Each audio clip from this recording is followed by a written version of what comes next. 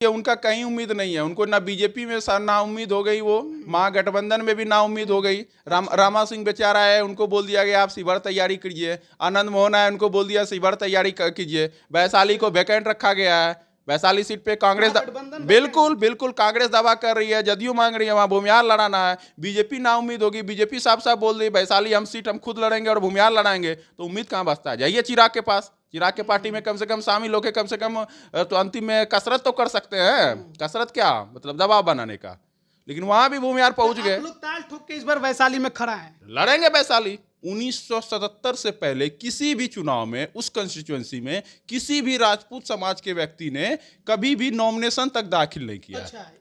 कभी नहीं किया, ना ही कभी मजबूती से लड़ा है 77 से पहले। तो लवली आनंद को जिताने के लिए उसमें जंगल राज के दौर में जो सवर्ण एकजुटता का बात हो रहा था, आनंद मोहन उस सवर्ण एकजुटता के पुरोधा थे। तो भूमिहार और राजपूत एक कमान में आ गए थे, दोनों ने मिलके, खास करके उसमें सबसे ज्यादा अगुवाई भूमिहार समाज की रहे। तो भूमिहार समाज ने मिलके लवली आनंद को वहां से निर्दलीय चुनाव जितवा दिया था। पूरा वैशाली लोकसभा में हमारा वोट 2,80,000 से 3 लाख तक है। ये काउंटिंग आपका कहाँ से आया है? क्योंकि ऐसा कोई नहीं, ऐसा कोई गणना सरकार के तरफ से नहीं है, तो आप किस आधार पे ये दावा कर रहे हैं? हम बूथ आधार पे दावा कर रहे हैं, हम पंचायत आधार पे दावा कर रहे हैं। हमारे पास पंचायत वाइज आंकड़ा है। आप तो सरकार तो हवा में बात करती है, आप हवा में आंकड़ा दे दिए 2% 3%, उससे नहीं ना होता है जी। अच्छा। आप लोकसभा वाइज आप गिनती तो किए हैं, बूथ वाइज गिनती तो किए हैं, पंचायत वाइज आप सार्वजनिक कीजिए।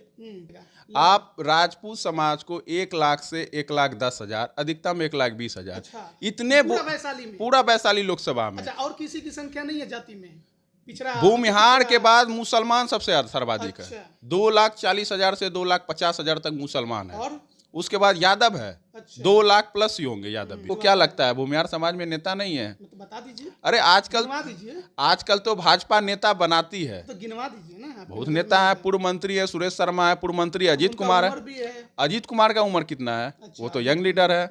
अजीत कुमार है, और भी बहुत नेता है, और भी बहुत लोग हैं। भाजपा में नेता की कमी नहीं, मतलब बीजेपी में लीडर की कमी नहीं। मुन्ना शुक्ला खुद चुनाव लड़ना चाह रहे हैं कांग्रेस से जेडीयू से। उत्तर बिहार में हमको टिकट चाहिए भाई, वैशाली, मोतिहारी, महाराजगंज, सीतामढ़ी। सब को लगता है कि नाइंसाफी हो रही है आपके? बिल्कुल, उत्तर बिहार में कोई सांसद नहीं है। वैशाली हमको चाहिए। वे मुजफ्फरपुर जिला जो हमारा केंद्र बिंदु है, जो हमारा राजधानी है उत्तर बिहार का, वो मुजफ्फरपुर से हमको टिकट चाहिए। आप मुजफ्फरपुर लोकसभा नहीं दे रहे तो हमको वैशाली दीजिए। नहीं दीजिएगा तो उसका खामियाजा भुगतना पड़ेगा। दोनों गठबंधन को हम बोल रहे हैं, दोनों गठबंधन, इंडिया और एनडीए दोनों को खुला चुनौती है। नमस्कार, आप लाइव बिहार देख रहे हैं। मैं हूं राजमोहन तिवारी। 2024 लोकसभा चुनाव को लेकर बिहार में आपको खूब हलचल देखने को मिल रही होगी। तमाम राजनीतिक पार्टियां अपना दांव पेच लगा रही हैं। वहीं अगर उम्मीदवारों की बात करें तो इस बार 40 लोकसभा सीट पर आपको कुछ ना कुछ बदला हुआ दिखाई दे सकता है। ऐसे में जो पहलवान हैं उम्मीदवार बनने के लिए, वो पूरा जोर लगा रहे हैं। लेकिन बिहार की राजनीति में जातीय गणना के बाद बहुत कुछ बदल सकता है, और इसी पर बात करेंगे।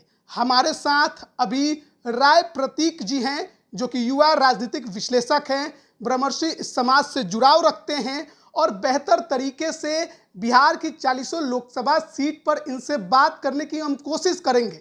लेकिन सबसे पहले जो कुछ प्रमुख सीटें हैं उस पर बात करेंगे, और इस वीडियो में हम चर्चा करने जा रहे हैं वैशाली लोकसभा सीट को लेकर, क्योंकि लंबे समय से राजपूत समाज का इस सीट पर वर्चस्व रहा है। वो चुनाव जीतते रहे हैं, लेकिन इस बार जो दावा है वो भूमिहारों का भी मजबूत है। सबसे पहले राय प्रतीक जी, आपसे पहला सवाल जातीय गणना को लेकर करेंगे। सही मानते हैं, गलत मानते हैं? आपका बहुत बहुत आभार राजमोहन तिवारी जी। मैं आपको बता देना चाहता हूं, मैं जातिगत जनगणना पे फिलहाल कोई टिप्पणी नहीं करना चाहता हूं, लेकिन ये जातिगत जनगणना बिहार के 90% से अधिक आम जनमानस इनको फर्जी मानते हैं। अच्छा। ये पूरा स्क्रिप्टेड था। अति पिछड़ा आरक्षण को बढ़ाना, बिहार में फॉरवर्ड बैकवर्ड की राजनीति करना। तो इस चर्चा में इनका चर्चा नहीं हो तो ही बेहतर है, क्योंकि ये पूरा ही स्क्रिप्टेड और फर्जी है। आपने फर्जी जब बता दिया तो इस पर बात विचार करने की जरूरत भी नहीं है। इस पर बात विचार अलग से फिर कभी करेंगे आप क्यों कहते हैं। लेकिन सवाल वैशाली लोकसभा सीट को लेकर है। लंबे समय से राजपूत समाज का वर्चस्व रहा है। अभी भी वीणा देवी सांसद हैं और वो भी राजपूत समाज से आती हैं। लेकिन 24 के चुनाव को लेकर जो हल्ला है, एक तो हल्ला है कि वीणा देवी जी का टिकट कटेगा, दूसरा हल्ला है कि बीजेपी चुनाव लड़ना चाहती है, तीसरा हल्ला है कि आनंद मोहन के परिवार से कोई मैदान में आ सकता है। सबसे पहले वैशाली लोकसभा सीट को आप कैसे देखते हैं? राजमोहन तिवारी जी, वैशाली लोकतंत्र की जननी है और हमें बहुत अच्छा लग रहा है कि आपने 40 लोकसभा का जो चर्चा का दौर जो चालू किया उसमें वैशाली को सबसे पहले प्राथमिकता दिया है। मैं वैशाली सीट का इतिहास बताना चाहता हूँ। 1977 में वैशाली लोकसभा सीट जो है वो सृजित हुआ। बात ऐसी नहीं है कि 1970 से पहले वैशाली लोकसभा सीट नहीं था, वो भी सीट था। वहाँ के जो उस कंस्टिट्यूएंसी के जो लोग थे उनका भी कोई ना कोई सांसद था, वो भी वोट गिराने जाते थे। 1977 से पहले भी वैशाली लोकसभा सीट था। और आप इस चीज़ को कहीं भी खोज के देख लीजिए, 1977 से पहले किसी भी चुनाव में उस कंस्टिट्यूएंसी में किसी भी राजपूत समाज के व्यक्ति ने कभी भी नॉमिनेशन तक दाखिल नहीं किया। अच्छा है। कभी नहीं किया, ना ही कभी मजबूती से लड़ा है। 77 से पहले इतना वर्चस्व उस समय भूमिहारों का था। अच्छा। उस सीट में मुजफ्फरपुर की सीट बहुत, उस समय 3-4 मुजफ्फर सीट होती थी, मुजफ्फर लोकसभा सीट की, मुजफ्फरपुर क्षेत्र की, जैसे दिग्विजय नारायण सिंह जीतते थे, सर सीपीएन सिंह जीतते थे, बहुत सारे हमारे समाज के लोग जो वहाँ से सांसद रहते थे। तो दिग्विजय नारायण सिंह जो थे वो मुजफ्फरपुर के बहुत ही सम्राट फैमिली से ताल्लुक रखते थे, लंगड़ बाबू के परिवार से थे। तो दिग्विजय नारायण सिंह 1952 से लेके लगातार 1980 तक जो है वो सांसद रहे। 1977 में वो पहले वैशाली लोकसभा क्षेत्र के पहले सांसद रहे और भूमिहार जाति से आते थे। तो 1980 से पहले इस सीट पर राजपूतों का कहीं नामो निशान भी नहीं था। कंस्टिट्यूएंसी भी सेम था, क्योंकि मुजफ्फरपुर जिला जो है भूमिहारों का वर्चस्व वाला जिला है, संख्या वाला जिला है और हमेशा से पारंपरिक रूप से रहा है। आप इस बात को मानते हैं या नहीं मानते? ठीक है। तो 1980 में क्या हुआ? 1980 में अनुग्रह नारायण सिंह कांग्रेस के दिग्गज नेता थे। उनकी पुत्रवधू जो थी, ये क्या कहते हैं, किशोरी सिन्हा जी। किशोरी सिन्हा जी का मायके लालगंज क्षेत्र में होता था। वैशाली में लालगंज एक क्षेत्र है जहाँ से एलपी शाही, मुन्ना शुक्ला वगैरह जो है भूमिहार समाज के जो है विधायक रहे वहाँ से। तो लालगंज उस समय वैशाली लोकसभा क्षेत्र का हिस्सा था। तो किशोरी सिन्हा 1980 में चुनाव लड़ी और उन्होंने दिग्गज भूमिहार नेता एलपी शाही को 1980 में मामूली वोटों से चुनाव हराकर वो सांसद बन गई। पहली राजपूत सांसद किशोरी सिन्हा वहाँ से वैशाली से 1980 में जीती। फिर 1984 में किशोरी सिन्हा चुनाव लड़ी।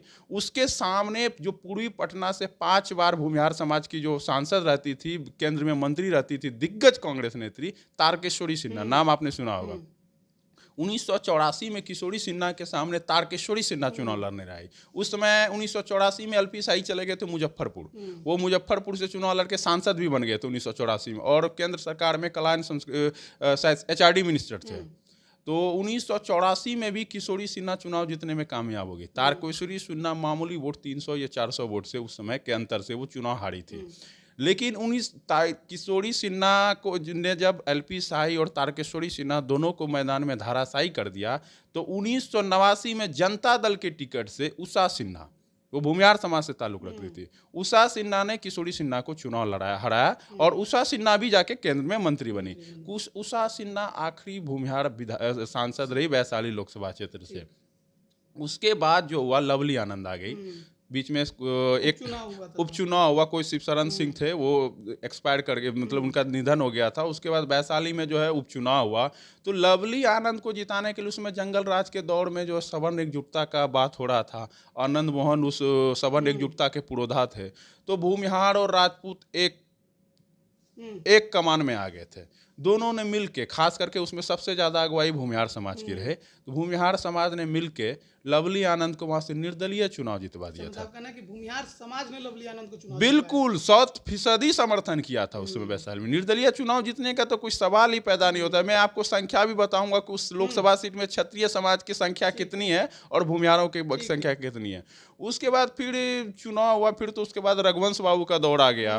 तो वहां से 2000 रघुवंश बाबू का दौर आया। हरेंद्र कुमार थे, भूमिहार समाज के बड़े नेता हैं, जदयू से टिकट लेके चुनाव लड़ने आए, भूमिहार समाज से थे। लेकिन मुन्ना शुक्ला निर्दलीय चुनाव वहां से लड़के लगभग 2.25 लाख वोट लाए थे, 2,75,000 निर्दलीय। उसके बाद रघुवंश बाबू बना, मुन्ना शुक्ला का दौर चला। 2009 में भी बाहुबली मुन्ना शुक्ला लड़े, 21,000 वोट से हारे।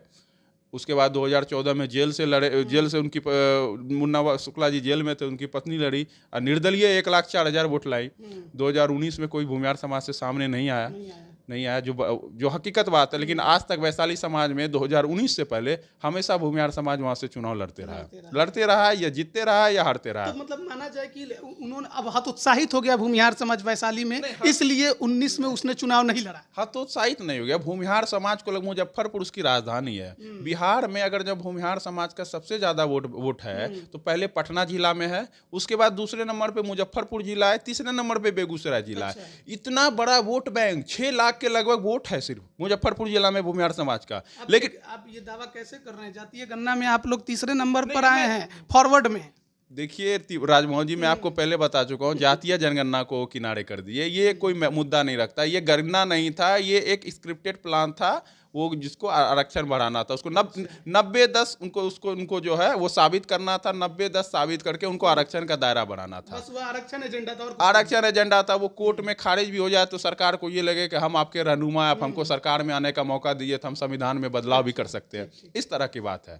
तो वहाँ का जो वैशाली का जो मुद्दा है, वैशाली का जो बात हो रहा है, वैशाली में जातीय संख्या में जब आप बात कीजिएगा, मुजफ्फरपुर जिला में वैशाली लोकसभा क्या है? मुजफ्फरपुर जिला है।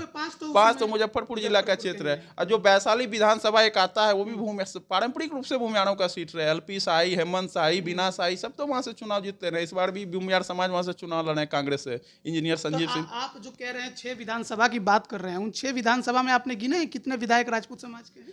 मैंने कितने भूमिहार समाज के? मैं आपको बता देता हूँ तिवारी जी, मुजफ्फरपुर जिला में एक समय भूमिहार समाज के हमेशा 7 या 8 विधायक रहते थे।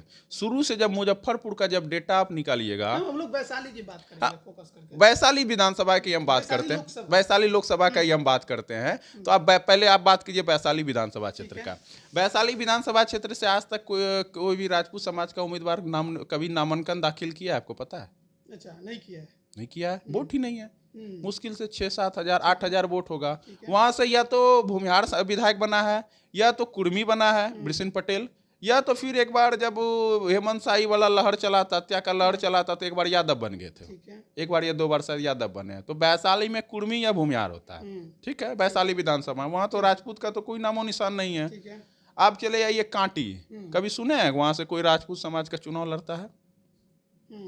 या तो वहां से भूमिहार सांसद विधायक बना है, या एक आध टाइम मुस्लिम, जैसे अभी मुसलमान विधायक है, मुसलमान विधायक बना है। एक आध टाइम कोई दलित या पासी, ये क्या कहते हैं, ये अति पिछड़ा समाज का, जैसे कोई चौधरी बीच में निर्दलीय जीते हुए थे पिछले बार की 2015 की बात है, कोई जीते। कांटी विधानसभा चुनाव जो कांटी जो विधानसभा है, वहाँ लगभग हमको 3-4 टर्म छोड़ दीजिए तो हमेशा भूमिहार ही विधायक रहता है। कांटी ऐसा विधानसभा क्षेत्र है जहाँ भूमिहार समाज का 90,000 वोट है। अच्छा, 90,000 वोट है। मुजफ्फरपुर शहर का भी जो मतलब एक तरह से बोलिए 20 से 25% हिस्सा जो है भूमिहार डोमिनेटेड, वो भी कांटी क्षेत्र से ही आता है। 2 बार से आपके भूमिहार समाज से आने वाले अजीत कुमार जी लगातार चुनाव हार रहे हैं। तो इस बार भी तो निर्दलीय उनका ताकत आप देखे होंगे। दूसरे नंबर पे लगभग 60-65 हजार वोट लाए। वो 60 हजार तो लाए हैं, इसी के आसपास लाए हैं। कोई एग्जैक्ट आंकड़ा नहीं है, लेकिन वो तो लाए हैं, उसी के आसपास लाए हैं। आप देख लीजिए, कांटी से कभी कोई राजपूत नॉमिनेशन नहीं करा है। अब तीसरा विधानसभा आते हैं मीनापुर। मीनापुर में भूमिहार भी 12,000 है। 2 या 3 मुखिया भूमिहार समाज से भी है। अच्छा। मीनापुर विधानसभा में राजपूत समाज का भी उतना ही वोट है, 10-12 हजार। उसका एक मुखिया जीता हुआ है। फिर तादाद किसकी है सबसे ज्यादा? तादाद देखिए, वहाँ पे यादवों का है, कुशवाहा का है, मल्लाहों का है, कोयरी है, मल्लाह है, यादव है, ये लोग है। उसमें ओबीसी वोट ज्यादा है, वहाँ फॉरवर्ड वोट कम है। लेकिन वहाँ भी भूमिहार समाज के 2 बार विधायक रह चुके हैं। एक हमारे बहुत अच्छे परिचित रहे राजा बाबू, मुजफ्फरपुर के हैं। उनके पिताजी कोई दास टाइटल लगाते थे। एक बार जब उनका आंकड़ा निकालिएगा मीनापुर का, तो वो 2 बार मीनापुर से विधायक रहे। मीनापुर से भी भूमिहार विधायक रहे। मीनापुर से कौन जाति के विधायक हैं? अभी इतना जानकारी नहीं है। कोई यादव ही होंगे या मल्लाह होंगे, उतना मुझको जरिए कुशवाहा होंगे। अब देख ली वहाँ यादव, मल्लाह, कुशवाहा ये फैक्टर करता है। उसके बाद चले आइए आप पारू सब दिन जो है वो वीरेंद्र बाबू का सीट रहा था। निर्दलीय वहां से चुनाव जीतते थे। उनकी पत्नी उषा सिन्हा वैशाली लोकसभा की सांसद बनी। पारू में भूमिहार 60 से 65 हजार है। अच्छा। भूमिहार, यादव और मुसलमान। अच्छा। ये बड़ा फैक्टर है। वहाँ राजपूत 15 हजार के भी तादाद में नहीं है। फिर जीत कैसे गया राजपूत? जीत गया, ये तो जीत गया। इस बार भी जीत गया। भूमिहार को कांग्रेस से टिकट मिला, फिर भी जीत गया। वही तो पूछ रहे हैं कि जब भूमिहार की संख्या है तो राजपूत कैसे जीत गया पारू में? भूमिहार समाज को वहाँ पे मौका कहाँ मिला? मौका इस बार कांग्रेस दिया तो प्रत्याशी अनुनय बाबू को चुनाव मिला। चलिए, वो उषा सिन्हा के बेटे थे, मैं मानता हूँ जैतपुर दरबार लेकिन से। आपको लगता है जनाधार वाले नेता नहीं थे? जनाधार वाले परिवार से तो बिलोंग करते थे, लेकिन वो क्षेत्र में जमीनी रूप से उनको और मेहनत करने की जरूरत थी। और पारू क्षेत्र में जिस तरह से माहौल बनाया गया, तो उस माहौल में जो है यादव समाज के जो वोट बैंक है वो भूमिहारों के साथ नहीं है। कुछ उस मुजफ्फरपुर जिले की राजनीति का कुछ ऐसा राजनीति है जिसका हम लोग अभी तक फल भुगत रहे हैं, लेकिन अब वो राजनीति जो है वो खत्म हो चुका है। अब वो 90 के दशक वाला राजनीति नहीं है। मुजफ्फरपुर जिला में भूमिहार इतने प्रभावशाली हैं, थे और है कि भूमिहार बनाम ऑल जो है, भूमिहार बनाम ऑल कड़ा होने का जो है वो भी हो चुका है मुजफ्फरपुर में।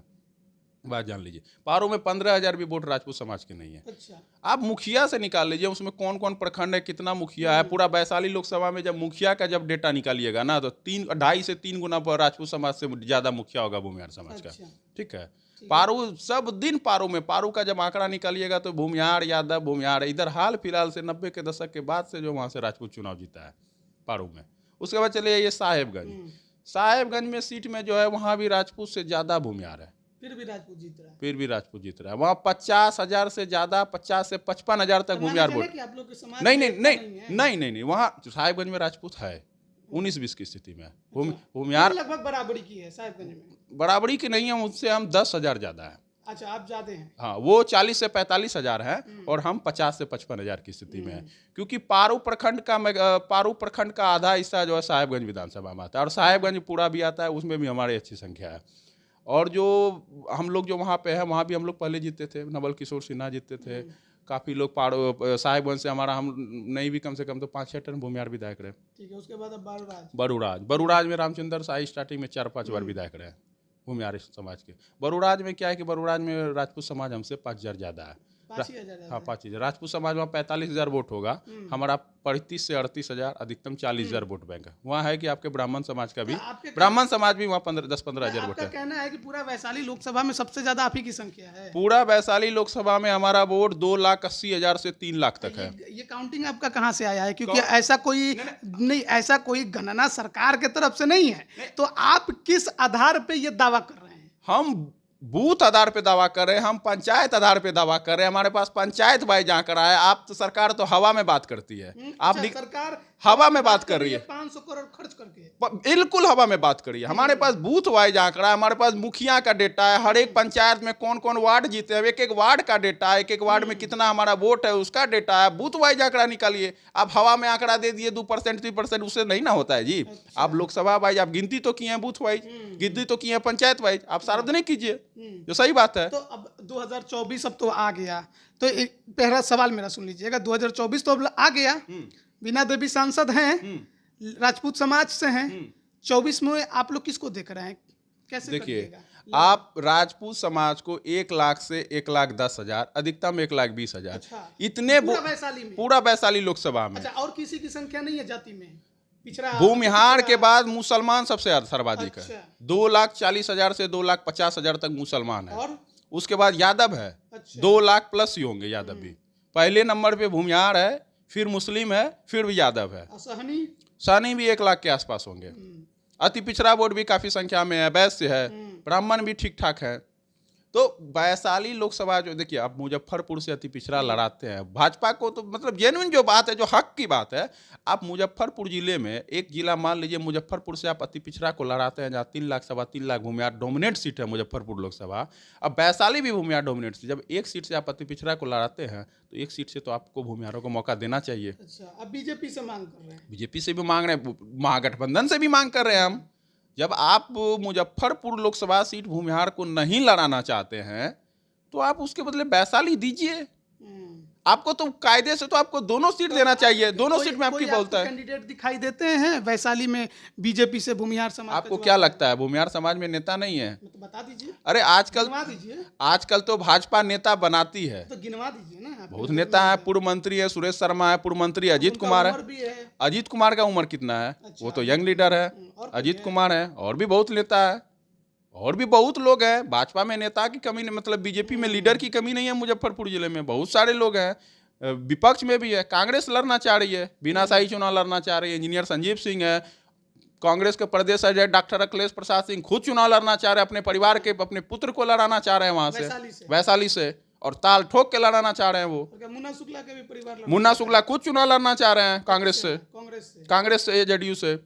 और ये आपके जो वित्त मंत्री हैं विजय कुमार चौधरी जी, जदयू के बड़े नेता हैं, उनकी भी चुनाव लड़ने की चर्चा हो रही है। वैशाली से अब कहाँ से लड़ेंगे? बेगूसराय सीपीआई को जाएगा तो कहाँ से चुनाव लड़ेंगे? उत्तर बिहार में वैशाली जाएंगे लड़ने के लिए। तो दावेदार का तो कमी नहीं है। तो आपको लगता है कि वीणा देवी का टिकट कट जाएगा इस बार? वीणा देवी का टिकट ऑलमोस्ट कटेगा। लोजपा में जो है विनीता विजय जो है दिग्गज रघुनाथ पांडे की पुत्रवधू हैं, वो लोजपा के संपर्क में है। अच्छा, लोजपा के संपर्क में है? लोजपा में है नहीं, लोजपा के संपर्क में है। वीणा दिनेश अब तो वीणा देवी जी लौट आई हैं पारस जी को छोड़ के, तो टिकट का अगर उम्मीद मिला होगा तभी ना लौटी होंगी। लौटने दीजिए, उनका कहीं उम्मीद नहीं है। उनको ना बीजेपी में ना उम्मीद हो गई, वो महागठबंधन में भी ना उम्मीद हो गई। रामा सिंह बेचारा है, उनको बोल दिया गया आप शिविर तैयारी कीजिए। आनंद मोहन है, उनको बोल दिया शिविर तैयारी कीजिए। वैशाली को वैकेंट रखा गया है। वैशाली सीट पे कांग्रेस बिल्कुल कांग्रेस दावा कर रही है, जदयू मांग रही है, वहां भूमिहार लड़ाना है। बीजेपी ना उम्मीद होगी, बीजेपी साफ साफ बोल रही है वैशाली हम खुद लड़ेंगे और भूमिहार लड़ाएंगे। तो उम्मीद कहां बचता है? जाइए चिराग के पास, चिराग के पार्टी में कम से कम शामिल होकर कम से कम तो अंतिम में कसरत तो कर सकते हैं। कसरत क्या मतलब दबाव बनाने का, लेकिन वहां भी भूमिहार पहुंच गए। लोग ताल ठोक के इस बार वैशाली में खड़ा है, लड़ेंगे वैशाली। अगर टिकट कोई नहीं दिया तब भी? नहीं देने का सवाल ही नहीं है। उत्तर बिहार में हमको टिकट चाहिए भाई। वैशाली, मोतिहारी, महाराजगंज, सीतामढ़ी सब। आप लोग को लगता है कि ना इंसाफी हो रही है आपके? बिल्कुल, उत्तर बिहार में कोई सांसद नहीं है। वैशाली हमको चाहिए। वे मुजफ्फरपुर जिला जो हमारा केंद्र बिंदु है, जो हमारा राजधानी है उत्तर बिहार का, वो मुजफ्फरपुर से हमको टिकट चाहिए। आप मुजफ्फरपुर लोकसभा नहीं दे रहे तो हमको वैशाली दीजिए। नहीं दीजिएगा तो उसका खामियाजा भुगतना पड़ेगा। दोनों गठबंधन को हम बोल रहे हैं, दोनों गठबंधन, इंडिया और एनडीए दोनों को खुला चुनौती है। बिहार को टिकट चाहिए, चाहिए तो चाहिए, वैशाली चाहिए। चलिए, बहुत बहुत धन्यवाद आपका हमारे साथ जुड़ने के लिए। तो देखिए, वैशाली लोकसभा को लेकर हमारी बातचीत चल रही थी। ब्रह्मर्षि समाज इस बार खूंटा गाड़ कर वैशाली में खड़ा है। अब लंबे अरसे के बाद, दशकों के बाद, क्या वैशाली की पर फतह भूमिहार समाज का हो पाएगा? ये बड़ा सवाल है। लेकिन उससे भी बड़ा सवाल ये है कि आखिरकार भूमिहार को इस बार वैशाली में टिकट कौन देगा? क्या INDIA गठबंधन या फिर NDA से टिकट हासिल कर पाएगा? दावेदारों की कमी नहीं है, लेकिन जो सवाल हैं उस पर अब देखना है कि जवाब किधर से आता है। बने रहिए लाइव बिहार के साथ। आप सभी का बहुत बहुत धन्यवाद।